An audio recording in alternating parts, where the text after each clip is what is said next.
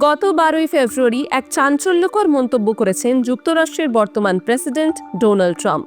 তিনি জানিয়েছেন, রাশিয়ার প্রেসিডেন্ট ভ্লাদিমির পুতিন এবং ইউক্রেনের প্রেসিডেন্ট ভ্লাদিমির জেলেনস্কির সঙ্গে কথা হয়েছে তার। ট্রাম্পের দাবি, তিনি রাশিয়া ইউক্রেন যুদ্ধ বন্ধ করতে আলোচনা চালিয়ে যাচ্ছেন, আর সেই কারণেই পুতিনের সঙ্গে কথা বলছেন। তিনি আরও বলেন, সৌদি আরবের ক্রাউন প্রিন্স মোহাম্মদ বিন সালমান এই আলোচনায় যুক্ত হতে পারেন।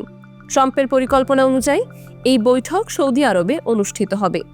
সবার নজর এখন এই আলোচনার দিকে। তবে এই মুহূর্তের বড় প্রশ্ন যে কিভাবে ট্রাম্প এই বৈঠকে পুতিনকে রাজি করালেন। এদিকে এই আলোচনায় ভারতের প্রধানমন্ত্রী নরেন্দ্র মোদীর ভূমিকা নিয়েও আলোচনা চলছে। এই ঘটনাগুলো এমন এক সময় ঘটছে যখন মোদী তার আমেরিকা সফর শেষ করেছেন। জানা গেছে, প্রেসিডেন্ট হিসেবে শপথ নেওয়ার 1 মাসের মধ্যেই ট্রাম্প মোদীর সঙ্গে সাক্ষাৎ করেছেন।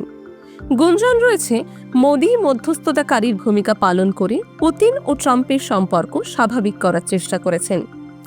এর আগে মোদী রাশিয়া সফর করেন এবং পুতিনের সঙ্গে যুদ্ধ বন্ধের বিষয়ে আলোচনা করেন। তিনি ইউক্রেনেও সফর করেছেন এবং যুদ্ধ শেষ করতে কূটনৈতিক প্রচেষ্টা চালান। মোদী এবং পুতিনের মধ্যে একটি টেলিফোনিক আলোচনাও হয়েছে বলে জানা যাচ্ছে। এই পুরো প্রক্রিয়ায় ভারতের ভূমিকা খুব গুরুত্বপূর্ণ হয়ে উঠেছে। মোদী তার আমেরিকা সফরের সময় একটি বড় বক্তব্য দিয়েছিলেন। ট্রাম্পের সামনে তিনি বলেন, ভারত এই মুহূর্তে আর নিরপেক্ষ নেই।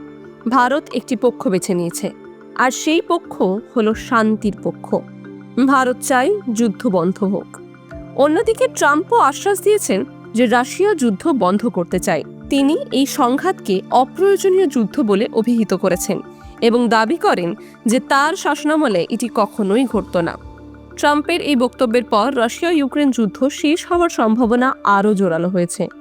টাইমস নাও খবর।